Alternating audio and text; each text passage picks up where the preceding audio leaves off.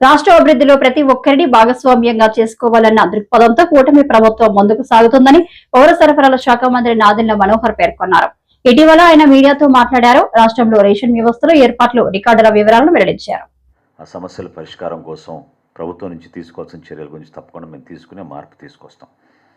So ఈ కొత్త smart ration కార్డ్స్ని ప్రతి ఒక్కరు కూడా ఉపయోగిస్తారని కూటమి ప్రభుత్వం తరఫున సహకరించిన ప్రతి ఒక్కరికి, మా అధికార యంత్రాంగానికి, ప్రజలకి, ఎందుకంటే కొంచెం ఓపికగా ఈ మార్పులు చేర్పు ప్రక్రియలో ప్రారంభించుకున్నప్పటి నుంచి కూడా చిన్న చిన్న సమస్యలు ఖచ్చితంగా వచ్చినాయి. ప్రత్యేకంగా ఈ హౌస్ మ్యాపింగ్ గురించి చాలామంది ఇబ్బంది పడ్డారు. గతంలో జరిగిన ఈ GSWS వ్యవస్థ ద్వారా గతంలో చేసిన హౌస్ మ్యాపింగ్లో కొన్ని మార్పులు చేర్పులు చేయలేకపోయాం. ఎందుకంటే డేటాబేస్లో ఆ విధంగా డేటా ఉంది కాబట్టి ఆ మార్పులు చేయలేకపోయాం. కానీ ఎడిషన్స్ కానివ్వండి, డిలీషన్స్ కానివ్వండి, చేంజ్ ఆఫ్ అడ్రస్సెస్ కానివ్వండి, జెండర్ చేంజ్ కానివ్వండి, వీటిని ఎక్కడ కూడా మేము కాంప్రమైజ్ కాకుండా ఇందాక నేను మీకు ఇచ్చిన లెక్క ప్రకారంగా దాదాపు కొత్తగా మనం అవకాశం కల్పించి ప్రత్యేకంగా 9,87,644 మందికి మనం ఈ రైస్ కార్డ్స్ ద్వారా వాళ్ళకి ఆ వెసులుబాటు కల్పించగలిగామని ఈ సందర్భంగా చెప్పుకుంటున్నాను. రెండో విషయం మీ అందరి దృష్టికి తీసుకొచ్చేది దీపం పథకం. మొదటి దశలో అంటే నవంబర్ దీపావళి నుంచి ప్రారంభించిన కార్యక్రమం మార్చి వరకు రాష్ట్ర వ్యాప్తంగా మీరు అందరూ కూడా చూశారు. చాలా ఒక సిస్టమేటిక్ విధానంలో ఎక్కడ కూడా పిల్ఫరేజ్ లేకుండా, లోపం లేకుండా చాలా డిజిటల్గా జరగాలన్న ప్రక్రియతోటి కేంద్ర ప్రభుత్వంతో అనేక సందర్భాల్లో చర్చలు జరిపి ఈ 3 ఆయిల్ కంపెనీస్ HPCL, IOCL, BPCLతో అనుక్షణం ప్రతి వారం కూడా మేము సమీక్షలు చేసుకుంటూ మొదటి విడతలో 97,59,000 మందికి ఉచితంగా దీపం గ్యాస్ పథకం కింద అందించడం జరిగింది. 764 కోట్ల రూపాయలు మొదటి దశలో మనం రాష్ట్ర వ్యాప్తంగా బెనిఫిషరీస్ అందరికీ వారి ఖాతాలోకి జమ చేసాం. రెండో విడతలో ప్రస్తుతం జరుగుతోంది, ఇంకా 3 రోజులు ఉన్నాయి. రెండో విడతలో ఈ రోజు వరకు జరిగిన డెలివరీస్, గ్యాస్ సిలిండర్ డెలివరీస్ ఈ రోజు వరకు 93,46,000 మంది. ఇప్పటి వరకు మేము అమౌంట్స్ క్రెడిట్ చేసింది వాళ్ళ ఖాతాలోకి 747 కోట్ల రూపాయలు. ఇంకొక 35 కోట్లు అడ్వాన్స్గా ఇంకా కంపెనీల దగ్గరే ఉంది. సో మీ అందరి ద్వారా రాష్ట్ర ప్రభుత్వం హెచ్ఆర్ల IML డిపోను విడదీసి టెక్కల్లో కొత్త డిపో ఏర్పాటు కోసం ఇచ్చిన ఉత్తర్వులను వెంటనే విరమించుకోవాలని CITU జిల్లా ప్రధాన కార్యదర్శి P. తేజేశ్వరరావు డిమాండ్ చేశారు. నేటికి మా తండ్రులు దగ్గర నుండి 30 సంవత్సరాల నుంచి మేము ఇక్కడ పనిచేస్తాము. IML డిపోలో, హెచ్ఆర్ల మండలము IML డిపోలో పనిచేస్తాను. మేము నేటికి 3 తరాలుగా మేము పనిచేస్తాము.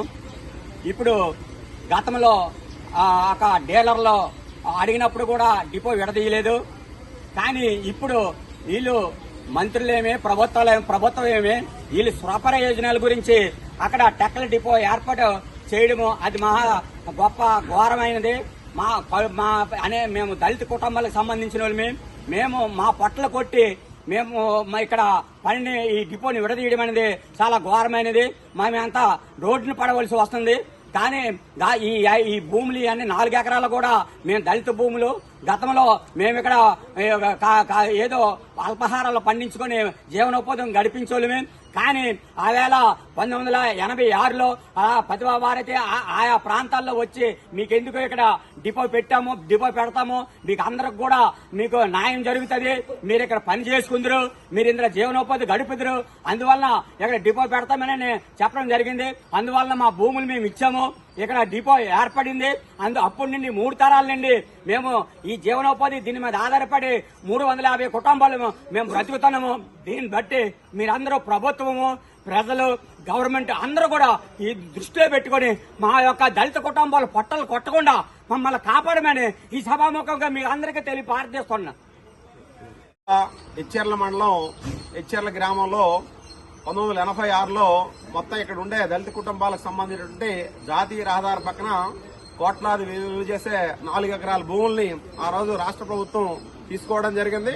ప్రభుత్వ సారా తయారీ కేంద్రం ఇక్కడ యారక్ బాటిలింగ్ యూనిట్ ఏర్పాటు చేసి ఈ రోజు సిపిఎం పార్టీ జగదాంబ ఆధ్వర్యంలో కేజీహెచ్ లో గుండె సంబంధిత శస్త్రచికిత్స యంత్ర పరికరం కోసం కలెక్టర్ ఆఫీసు కేజీహెచ్ జగదాంబ చుట్టుపక్కల ప్రాంతాల్లో భిక్షాటన కార్యక్రమం.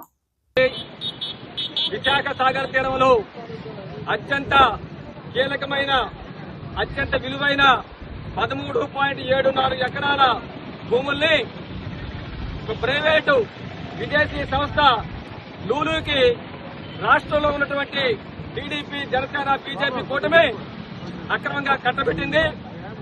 ఈ అక్రమ కేటాయింపుల్ని తక్షణమే రద్దు చేయాలని, ఈ ప్రజల భూమిని ప్రజల కోసం, విశాఖపట్నం అభివృద్ధి కోసం వినియోగించాలని డిమాండ్ చేస్తూ సిపిఎం పార్టీ ఆధ్వర్యంలో ఈరోజు ఈ భూముల్లో నిరసన కార్యక్రమాలు చేపడుతూ ఉన్నాం. ఈ భూమి విలువ సుమారు 3,000 కోట్ల రూపాయలు. ఎంత దుర్మార్గం అంటే ఒక స్క్వేర్ ఫీటు కేవలం ₹1.50 లీజుకు నిర్ణయించి 99 సంవత్సరాలకి లూలుకి కట్టబెట్టడం కోసం చంద్రబాబు ప్రభుత్వం కూరుకుందంటే చంద్రబాబు గారికి, పవన్ కళ్యాణ్ గారికి, బీజేపీ నేతలకి ప్రైవేట్ సంస్థ అంటే ఎంతో ఇష్టమో దీన్ని బట్టి అర్థమవుతా ఉంది. వీళ్ళకి ఆ విధంగా కేటాయించే హక్కు లేదని చెప్పని మేము స్పష్టంగా చెప్పదలుచుకున్నాం.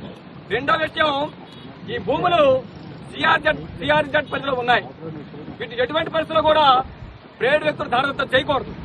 ఇది నిబంధన. ఇది మన విశాఖ తీరంలో అనేక సైనిక కార్యకలాపాలు జరుగుతూ ఉన్నాయి. ప్రతి సంవత్సరం న్యాయమేళ జరుగుతూ ఉంటుంది. దేశ విదేశాల నుంచి అనేక యుద్ధ విమానాలు, షిప్పులు వచ్చి ఈ ప్రాంతంలో విన్యాసాలు చేస్తూ ఉంటాయి. దేశ రక్షణకి తూర్పు నావికాదళం అత్యంత కీలకమైంది. కాబట్టి దీనికి సిఆర్జెడ్ పరిధిలో పెట్టారు. ఈ సిఆర్జెడ్ పరిధిలో ఈ భూములు కూడా భూములకి దారదత్తం చేయడం చెప్పంటే మీకు దేశ భద్రత పట్టదని చెప్పని మేము చంద్రబాబు గారిని, పవన్ కళ్యాణ్ గారిని, బీజేపీ నేతలు ప్రశ్నిస్తున్నాం. మీకు దేశ భద్రత ముఖ్యమైతే, విశాఖపట్నం ప్రజల భద్రత ముఖ్యమైతే ఈ కేటాయింపుల్ని తక్షణమే రద్దు చేయమని చెప్పని మేము డిమాండ్ చేస్తా ఉన్నాం. జీవీఎంసీ పరిధిలో భూములు ఇవి ఎటువంటి పరిస్థితుల్లో కూడా ప్రైవేట్ యొక్క దారదత్తం చేయడానికి వీల్లేదు. ప్రజల అభివృద్ధి కోసం కేటాయించాలి. సుప్రీంకోర్టు కూడా గతంలో ఇటువంటి నిబంధనలు రూపొందించింది. అంటే సుప్రీంకోర్టు ఆదేశాలు ఖాతరు చేయవా? సుప్రీంకోర్టు ఆదేశాలు ఖాతరు చేయవు. సిఆర్జెడ్ నిబంధనలు తొంగలో తొక్కుతావు. మొత్తం మీద ఒక విదేశీ ప్రైవేట్ సంస్థ లూలుకు మాత్రం నువ్వు ఈ భూములు కట్టబెట్టకు కొనుక్కుంటావు అంటే ఖచ్చితంగా ఈ భూములు కేటాయింపు కనుక కుట్ర జరిగిందని చెప్పినది సిపిఎం పార్టీ భావిస్తూ ఉంది. కేంద్ర ప్రభుత్వం వెంటనే జోక్యం చేసుకుని దీని సమగ్రమైన దర్యాప్తు జరిపించాలని చెప్పి డిమాండ్ చేస్తున్నాం. రాష్ట్ర ప్రభుత్వం గాని ఈ భూముల కేటాయింపుల్ని రద్దు చేయకపోతే ఖచ్చితంగా సిపిఎం పార్టీ రాబోయే కాలంలో పెద్ద ఎత్తున ఆందోళన చేస్తుందని చెప్పి మీ ద్వారా హెచ్చరిస్తున్నాం. పెందుర్తి పీఎం శ్రీ ప్రభుత్వ ఉన్నత పాఠశాలను కేంద్ర విద్యాశాఖ మంత్రి ధర్మేంద్ర ప్రధాన్ ఆధ్వర్యంలో మంగళవారం వర్చువల్ పద్ధతిలో దేశానికి అంకితం చేశామని పెందుర్తి ఎమ్మెల్యే పంచకల రమేష్ బాబు అన్నారు. కేంద్ర ప్రభుత్వం విద్యను ప్రోత్సహించాలి, దేశానికి మంచి భవిష్యత్తునిచ్చే విద్యార్థులకి బాసటగా నిలబడాలన్న ఒక మహాసంకల్పంతో పీఎంశ్రీ అని ఒక మంచి సపోర్టింగ్ సిస్టంతో ముందుకు వచ్చి ఈ రాష్ట్రంలో 26 స్కూల్స్లో, అలాగే కేంద్రంలో కూడా రాష్ట్ర వ్యాప్తంగా, దేశవ్యాప్తంగా కూడా అన్ని స్కూల్లో కూడా ఈరోజు ఎడ్యుకేషన్ మినిస్టర్, కేంద్ర మంత్రి ధర్మేంద్ర ప్రధాన్ గారి చేతుల మీదుగా వర్చువల్ ఓపెనింగ్ ఉంది. మరి పెందుర్తిలో ఈ జిల్లాలోనే మా పెందుర్తి స్కూలు, హై స్కూల్ దీనికి క్వాలిఫై అవ్వటం, వర్చువల్ గా వారు ప్రారంభించడంలో మా స్కూల్ కూడా ఉండటం అనేది మాకు చాలా గర్వకారణం. ముఖ్యంగా మా టీచింగ్ స్టాఫ్ని మనస్ఫూర్తిగా అభినందిస్తా ఉన్నాను.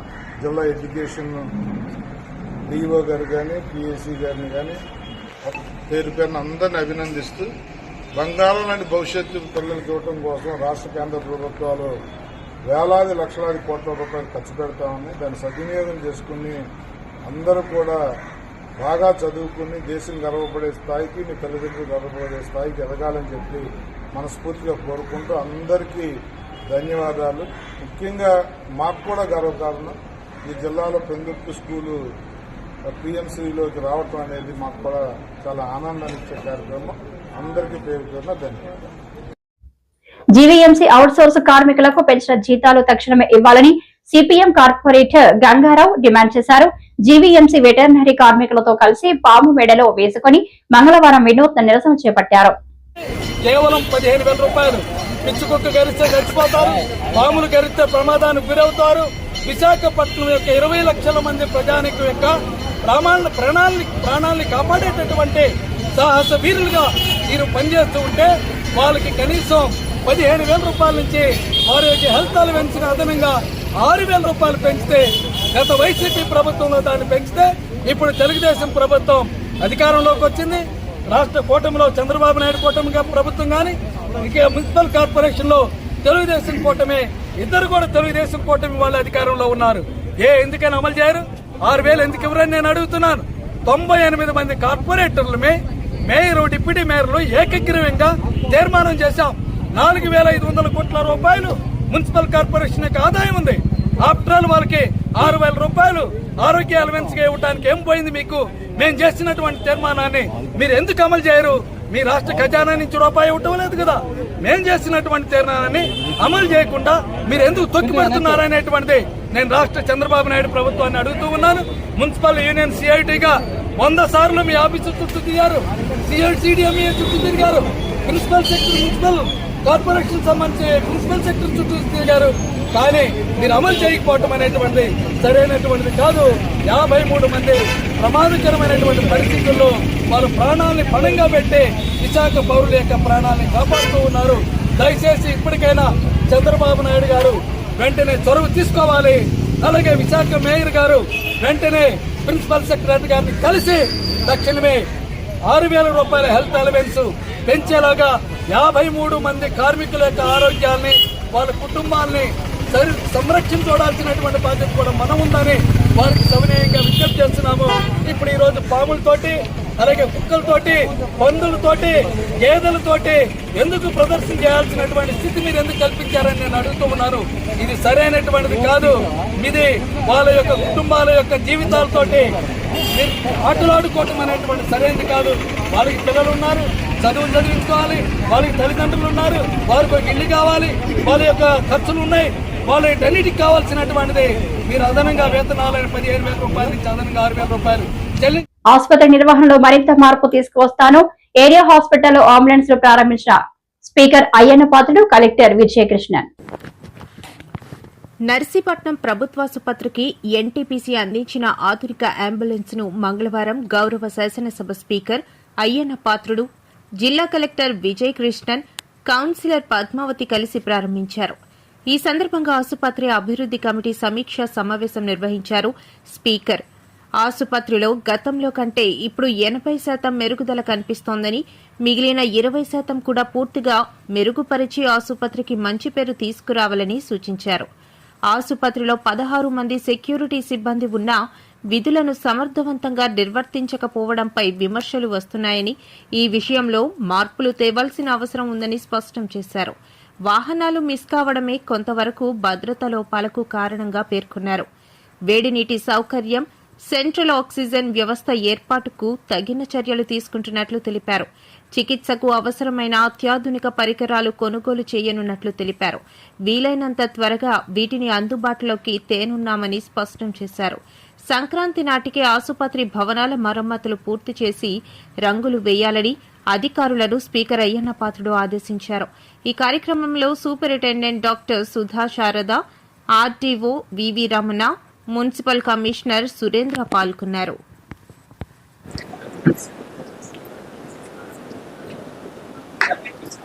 అందరికీ నమస్కారం అండి. మరి ఈరోజు మన నర్సీపట్నం ఏరియా హాస్పిటల్కు డెవలప్మెంట్ కమిటీ మీటింగ్ ఎలా ఏర్పాటు చేసుకున్నాం. ఇది తరచూ మనం 2-3 నెలలకోసారి చేస్తూ ఉంటాం. అలాగే ఈ మీటింగ్లో కూడా, ఈ మీటింగ్లో ఉద్దేశం ఏంటంటే మాకు ఏంటంటే గతంలో ఏ నిర్ణయం తీసుకున్నాం, దాన్ని ఎంతవరకు కంప్లీట్ చేస్తాం, ఒకవేళ అవ్వకపోతే కారణాలు ఏంటి, ఇవన్నీ ఒక రివ్యూ చేసుకోవడానికి ఉపయోగపడుతుంది. ఇవాళ కలెక్టర్ గారు కూడా స్వయంగా మేడం గారు వచ్చారు, చాలా సంతోషం. అయితే నాకు నా అబ్జర్వేషన్లో గవర్నమెంట్ డాక్టర్లు ఇచ్చిన రిపోర్టే కాదు, నేను కూడా పర్సనల్గా ఇక్కడ ఉన్న పరిస్థితులు రిపోర్ట్ తెప్పించుకుంటూ ఉంటాను. నేను ఎవరికి తెలియదు, అది కొంత కుర్రాళ్ళు పంపించుకొని పేషెంట్ అడిగి తెలుసుకుంటున్నాను. నాకు తెలిసి గతం కంటే ఒక 80% వరకు సాటిస్ఫాక్షన్గా ఉంది నాకు. ఇంకా 20% ఇంకా సాటిస్ఫాక్షన్ చెప్పి ఇప్పుడే మాట్లాడాను. 20% సాటిస్ఫాక్షన్ ఇంకా లేదు. దాంట్లో నాకు అబ్జర్వ్ చేసింది ఏంటంటే 20%లో ఒకటి ఏంటంటే క్లీనింగ్. మిగతా అన్నీ బాగానే ఉన్నాయి. డాక్టర్స్ కార్యక్రమాలు కానివ్వండి, మెడిసిన్ సైడ్ కానివ్వండి, ఆపరేషన్ సైడ్ కానివ్వండి, టెస్టింగ్ సైడ్ కానివ్వండి, అంత పర్ఫెక్ట్గానే ఉంది. క్లీనింగ్ మాత్రం నాకు అనుకున్న సాటిస్ఫాక్షన్ లేదు. అదే ఇప్పుడు మీటింగ్లో మాట్లాడాను. క్లీనింగ్ మాత్రం శుభ్రంగా హాస్పిటల్ ఇప్పుడు వచ్చినా శుభ్రంగా ఉండాలి, నీట్గా ఉండాలి, ఎక్కడ డస్ట్ కనపడడానికి వీల్లేదు. ఆ 20% కూడా ఇంప్రూవ్మెంట్ చెప్పి నిర్ణయం తీసుకోవడం జరిగింది. తర్వాత రెండోది ఏంటంటే సెక్యూరిటీ. 16 మంది సెక్యూరిటీ ఉన్నారు మనకి. వాళ్ళు ఏం చేస్తున్నారో వాడికి అర్థం అవ్వట్లేదు.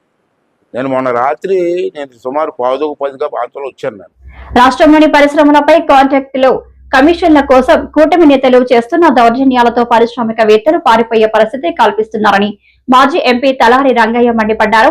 తాడేపల్లి వైఎస్ఆర్సీపీ కేంద్ర కార్యాలయంలో మీడియాతో మాట్లాడుతూ తీసుకోవచ్చు, ఇలా వెళ్ళి తీసుకోవచ్చు, ఇలా అడిగి తీసుకోవచ్చు, ఇలా అడిగి లేదా ఇలా తీసుకోవచ్చు. నేనేం చెప్తున్నానంటే జగనన్న ఇచ్చిన పథకాలన్నీ కూడా, ముఖ్యంగా బటన్ నొక్కి ఇచ్చిన పథకాలన్నీ కూడా వాళ్ళ అకౌంట్లోకి వెళ్ళాయి కాబట్టి అకౌంట్లలో నుంచి ఇలా తీసుకున్నారు. ఇట్లా కార్డు పెట్టో లేదా బ్యాంకుల అకౌంట్లలో నుంచి ఇలా తీసుకున్నారు. వాళ్ళ చేయి పైన ఉంది. పేదలు తీసుకునే వాళ్ళ చేయి పైన ఉంది. చంద్రబాబు నాయుడు ఇస్తున్నది ఉదాహరణకు 1వ తేదీ ఇస్తాడు పెన్షన్లు ఇస్తే పెన్షన్లు క్యాష్ డిస్ట్రిబ్యూట్ చేస్తుంటే ప్రజలది పేదలది ఏదైతే ఉందో చెయ్యి కింద ఉంది. ఇలా అడగాల్సి వస్తుంది. ప్రభుత్వం సొమ్మును జగనన్న ధైర్యంగా మళ్ళీ ఎవరు లేకుండా, అంటే మధ్యవర్తులు లేకుండా, లంచాలు లేకుండా, ఇంకొక ఆయన గొప్పగా చెప్పిన మాట ఏంటంటే నా పార్టీకి ఓటు వేయని వాళ్ళకు కూడా పథకాలు ఇవ్వండి, వాళ్ళకి అర్హత ఒక్కటే చూడండి అని చెప్పాడు. దేశం మొత్తం మీద కెమెరా ముందు అంత ధైర్యంగా నిస్సిగ్గుగా చెప్పిన వ్యక్తి చంద్రబాబు నాయుడు ఏం చెప్పాడంటే కేవలం ప్రభుత్వ పథకాలని తెలుగుదేశం పార్టీ వాళ్ళకే ఇవ్వండి, వైసీపీ వాళ్ళకి ఇవ్వద్దు అని చెప్పిన వ్యక్తి చంద్రబాబు నాయుడు గారు. ఇప్పుడు ఫీ4 ఎలా ఉంటుందంటే సాధ్యమైనంత వరకు సిఎస్ఆర్కి సంబంధించిన పథకాలు ఉంటాయి, లేదా ఎవరో పెద్దలు ఇచ్చేటివి ఉంటాయి. మామూలు కూడా ఈ P4 అని లేకపోయినా కూడా వాళ్ళు ఫిలాంథ్రపిస్టులు అయితే వాళ్ళు చేసేటివి చేస్తూనే ఉంటారు. సిఎస్ఆర్ అంటే కార్పొరేట్ సోషల్ రెస్పాన్సిబిలిటీకి సంబంధించి సామాజిక బాధ్యత కంపెనీ యాక్ట్ ప్రకారం, మినిస్ట్రీ ఆఫ్ కార్పొరేట్ అఫైర్స్ ప్రకారం, అండర్ సెక్షన్ 135 ప్రకారం ఖచ్చితంగా 2% ఫండ్స్ని సామాజిక బాధ్యత కింద, సోషల్ రెస్పాన్సిబిలిటీ కింద ఇవ్వాల్సిందే. కార్పొరేట్ సామాజిక బాధ్యత కింద ఇవ్వాల్సిందే. ఖచ్చితంగా అది మ్యాండేటెడ్ రిక్వైర్మెంట్ ఉన్నదాన్ని వీళ్ళు మారుస్తూ ఉన్నారు. మా దగ్గర కూడా చెప్తూ ఉన్నారు, ఏదో స్కూల్లో బల్లలు కొన్నాం సిఎస్ఆర్ కింద అని. ఇది కొత్త కాదు. అది ఎలా ఉంటుందంటే సిఎస్ఆర్ కింద ఎవరన్నా రికమెండ్ చేసి ఇస్తే అది సత్రం భోజనానికి సత్యనారాయణ రికమెండ్ చేసినట్టు ఉంటుంది. మా కుటుంబంపై చంద్రబాబు ఎందుకింత కక్ష సాధింపు చర్యలకు దిగుతున్నాడో అర్థం కావడం లేదని వైఎస్ఆర్సీపీ నేత తమ్మాలపల్లి ఎమ్మెల్యే ద్వారకానాథ్ రెడ్డి మండిపడ్డారు. రాజమండ్రి సెంట్రల్ జైల్లో ఎంపీ మిథున్ రెడ్డిని ములాఖాతు వైసీపీ నాయకులు ఉన్నారు. ఈ ప్రభుత్వానికి కానీ మంచిది కాదని కూడా తెలియజేస్తున్నాం. చంద్రబాబు నాయుడు ఉద్దేశం ఏమంటే పెద్దిరెడ్డి ఫ్యామిలీని ఏడిపించాలా, వాళ్ళు ఏడుస్తూ ఉంటే మేము చూస్తూ ఉండాలా అనే ఒక ఆనందంతో ఆయన ఊగిలాడుతూ ఉన్నాడు. ఇబ్బంది పెడుతూ ఉన్నారు. మేము ఇద్దరు మాట్లాడాలంటే మా పక్కన నలుగురు నిలుచుకుంటే కనీసం మేము మాట్లాడడానికి కూడా స్వేచ్ఛ లేని పరిస్థితి. ఈరోజు ఆయన ఏమి తప్పు చేశాడని అడిగేదానికి కూడా, మేము ఏదైనా పర్సనల్గా ఒక మాట మాట్లాడాలంటే కూడా నలుగురు పోలీసులు పక్కన నిలుచుకొని మేము మాట్లాడే స్వేచ్ఛ కూడా లేకుండా ఈరోజు జైల్లో జరుగుతూ ఉందంటే నిజంగా ఒక ఏ తప్పు చేయని మనిషిని కూడా ఇంత ఇబ్బంది పెడతారా, ఇంత ఇబ్బంది పెట్టిస్తారా అనేది ఈరోజు మిథున్ రెడ్డి విషయంలో మేము చూస్తా ఉన్నాం. కుటుంబ సభ్యులుగా ఎంత బాధపడతాం అనేది మాకే తెలుసు.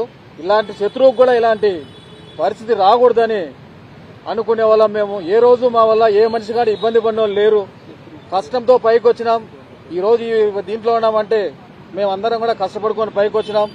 ఇప్పుడున్న చంద్రబాబు నాయుడు కానీ వాళ్ళ కుమారుడు కానీ ఎవరున్నా కానీ వాళ్ళ మాతో మోసాలు పాపాలు ఇవన్నీ చేసింటే మేము కూడా వాళ్ళకన్నా గొప్పగా ఉండేవాళ్ళం. కష్టపడి పైకి వచ్చిన దానికి, కష్టంతో ఉన్న నిక్కచ్చిగా ఉన్న దానికి ఈరోజు భగవంతుడు ఏదైతే మా మీద కచ్చి సాధిస్తున్నారో వాళ్ళందరినీ కూడా భగవంతుడు చూస్తాడనేది కూడా గ్యారెంటీ. ఏదేమైనా ఇలాంటి కేసులు పెట్టి ప్రజల్ని దొంగదావ పట్టించడం మంచి పద్ధతి కాదని కూడా ప్రభుత్వాన్ని తెలియజేస్తా ఉన్నా. మీరందరూ కూడా ప్రతి ఒక్కరూ కూడా ఎవరైనా ఫలానా మనిషి పని చేసినాడా, చేసింటాడా, ఏ కేసు